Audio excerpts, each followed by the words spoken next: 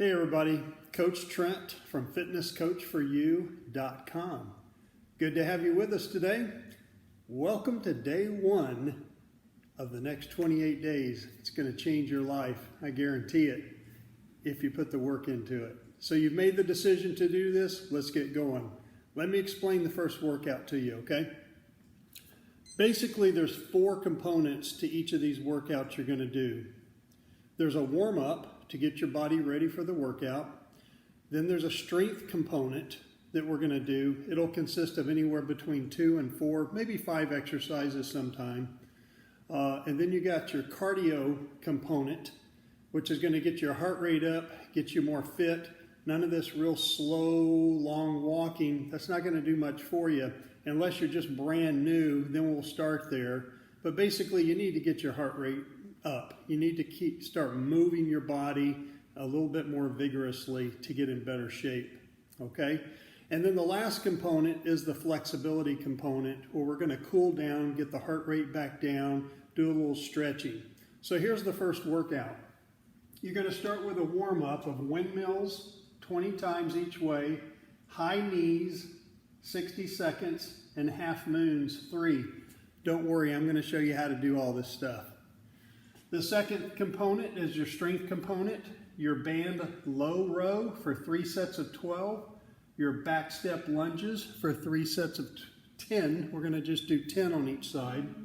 And then your band shrug, 3 sets of 12. Your cardio component is going to be a lot of fun. I call it the burpee ascending ladder. It's your benchmark test to test your fitness level.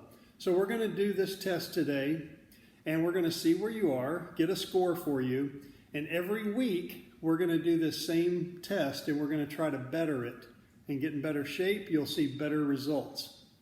Okay, and then the last thing is your flexibility component, where we're going to do a lying pigeon stretch, a single hamstring stretch, and a cobra to praying child stretch.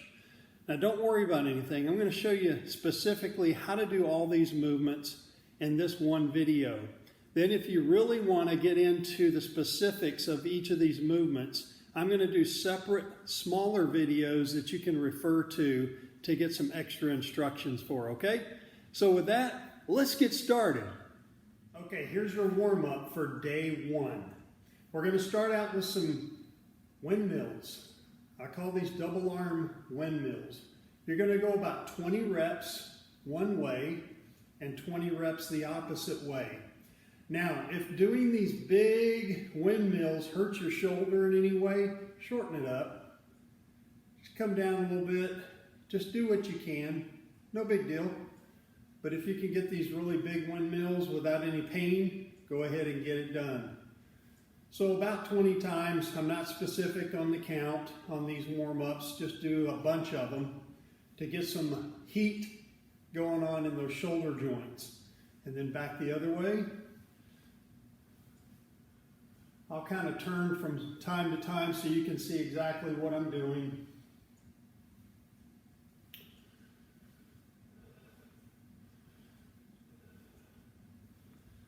Okay, and after your windmills, you're going to go into high knees. I'm just going to do this for 60 seconds.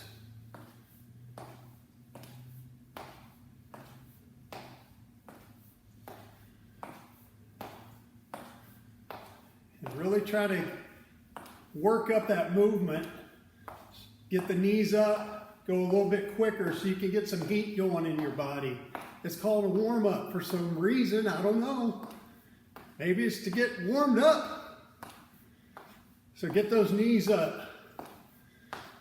If after you do a warm-up, you're still cold, you didn't do a warm-up right.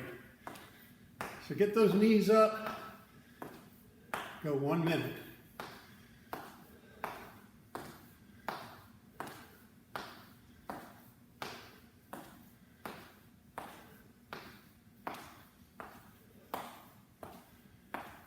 Oh yeah. All right, now we're going to do half moons, 3 times on each side. Spread your legs a little bit wider than shoulder length apart. Right arm is going to go down your right leg. Left arm is going to reach up. You're going to shift your hips to the left. Reach way up. You're not going to go over like this, just reaching up. Look up to the hand if you can.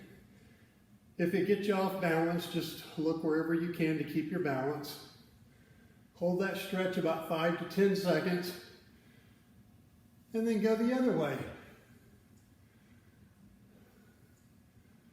And just feel the stretch on the side of the body and the inner part of the opposite leg. So if you're stretching out the right side of your torso, you should be able to feel an inner thigh stretch on the left side, and vice versa.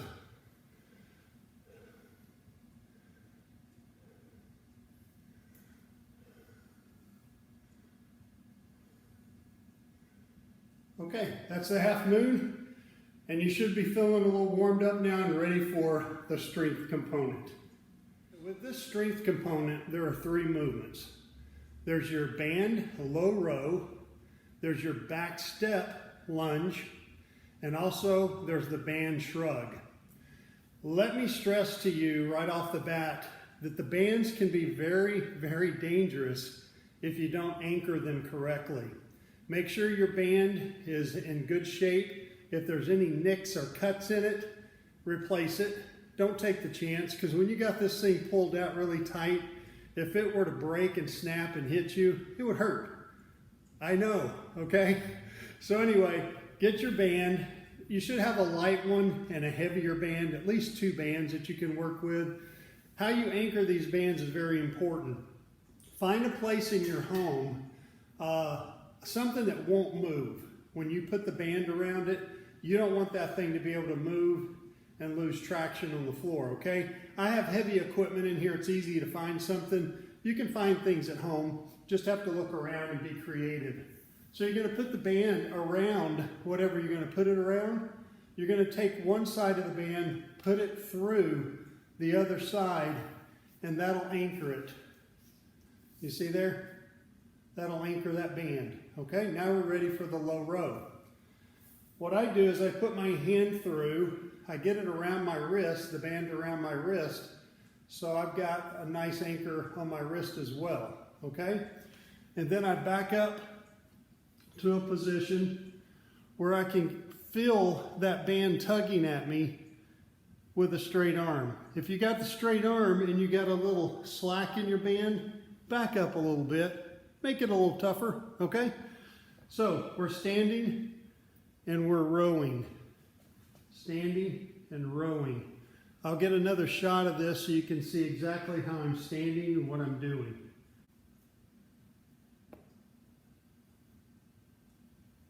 Okay? But we're going to do 3 sets of 12 reps on the standing band row. I want you to go from one arm to the other. And then as soon as you're done with that other arm, I want you to go through it 2 more times without any rest. Back and forth, 12 times, 3 sets of 12, and then we'll be ready for our back step lunge. Okay, this is the back step lunge.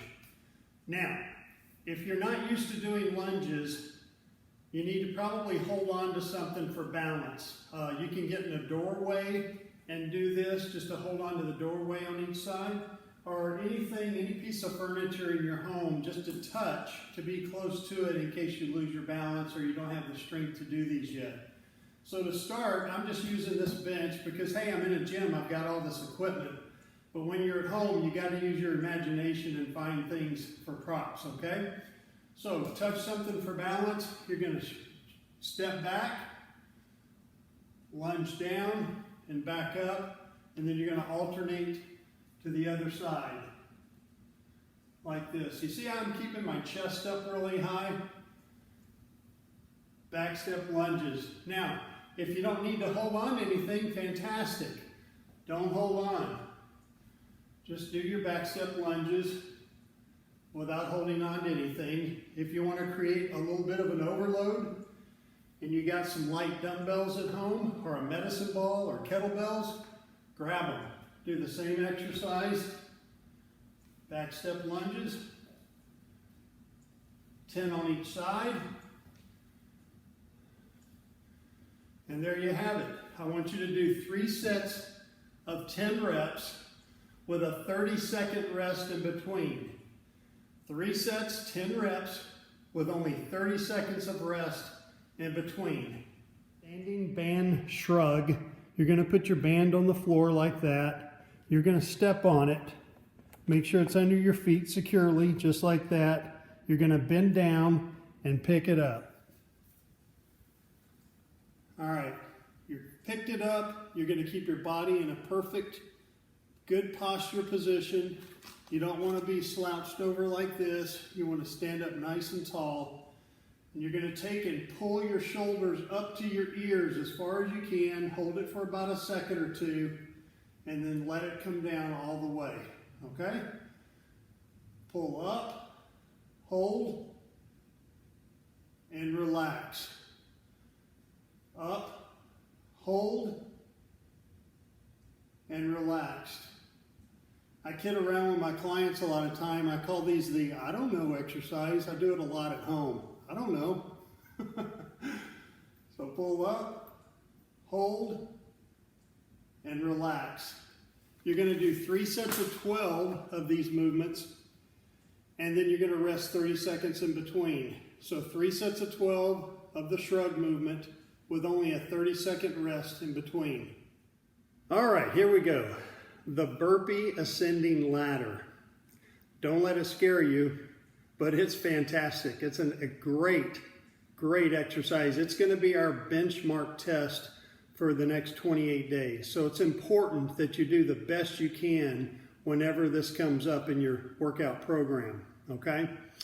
Each week that we do this, I want to see a few more burpees being performed so you know you're progressing.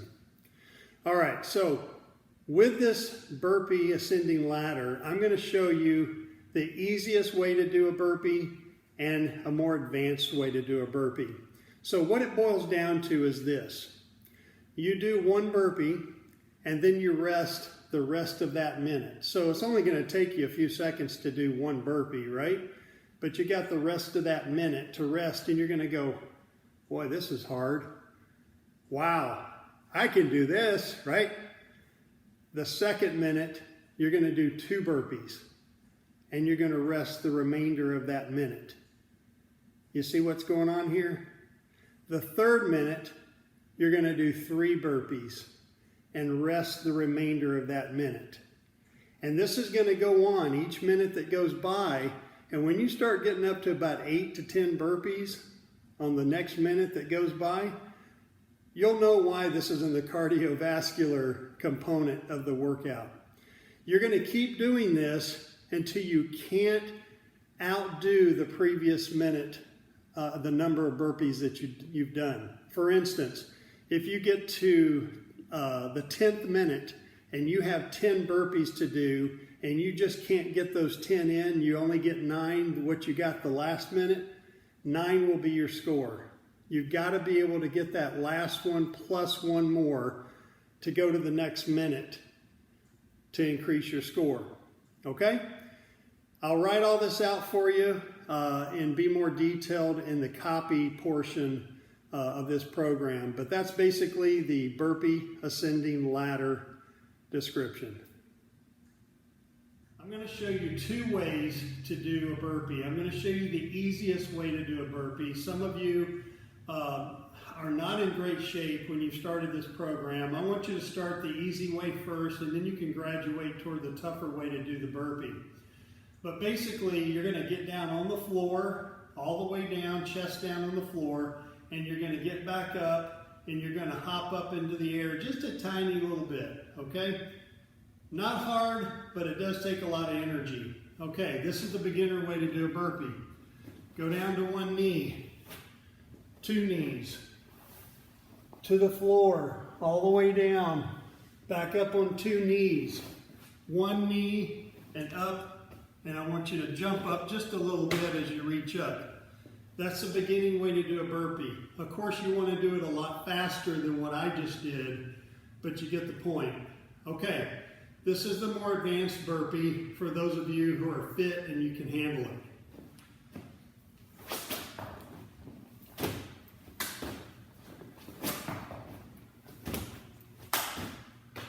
So that's a little more advanced, and boy, is in an energy grabber. It'll really suck that energy right out of you.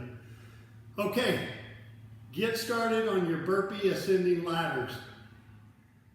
Good job on that burpee ascending ladder.